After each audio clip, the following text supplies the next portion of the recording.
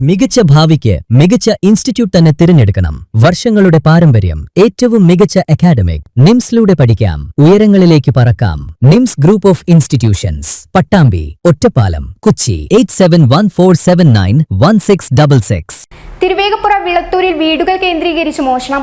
3 വീടുകളിൽ നിന്നുമായി 1.5 ലക്ഷം രൂപയുടെ പാത്രങ്ങൾ മോഷ്ടിച്ചു. തിരുവേഗപ്പുറ വിളത്തൂർ പറളിപ്പടിയിലാണ് വീടുകൾ കേന്ദ്രീകരിച്ച് മോഷണം നടന്നിരിക്കുന്നത്. 3 വീടുകളിൽ നിന്നുമാണ് ഓട്ടുരുകൾ ഉൾപ്പെടെയുള്ള വലിയ പാത്രങ്ങൾ മോഷ്ടിച്ചിരിക്കുന്നത്.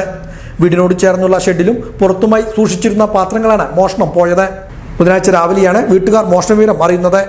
അരങ്ങമ്പള്ളിയാലിൽ വിജയ, തൈക്കാട്ടിൽ സുരേന്ദ്രൻ, തൈക്കാട്ടിൽ അനിൽകുമാർ എന്നിവരുടെ വീടുകളിൽ നിന്നുമാണ് പാത്രങ്ങൾ മോഷ്ടിച്ചത്.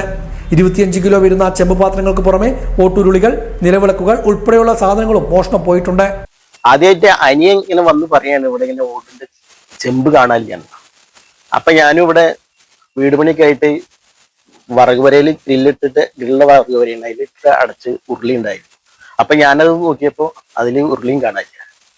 അപ്പോഴാണ് താഴത്തുനിന്ന് ഒരു വീട്ടിൽ നിന്ന് വിവരം കിട്ടിയത്, അവിടെ ഇതുപോലൊരു വലിയ ചെമ്പ് കാണാതായിട്ടുണ്ട്. അങ്ങനെ 3 വീട്ടിൽ നിന്നാണ് ഇപ്പോ നിലവില് ഇങ്ങനെ കാണാതായത് അറിഞ്ഞിട്ടുള്ളത്. എന്തൊക്കെയാണ് ഈ താഴത്ത് വീട്ടിൽ നിന്ന് ഒരു വലിയ ചെമ്പ്, വട്ടച്ചെമ്പ്.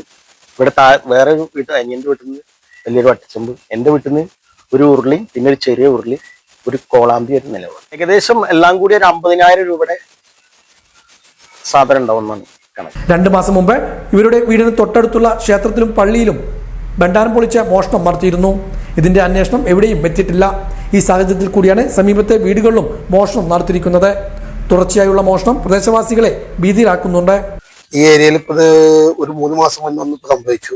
ഇവിടെ ചെറിയൊരു വീട്ടമ്പലത്തിൽ ഇതേപോലെ ഒരു ഭണ്ഡാരം കുത്തിപ്പൊളിച്ച് കുറച്ച് മോഷണം പോയി. പിന്നെ പള്ളിയിൽ അത് സംഭവിച്ചു. ഇത് 2ാമത്തെയാണ് ഇപ്പോൾ. 3 മാസം മുന്നേ ഇപ്പോൾ ഉണ്ടായത്.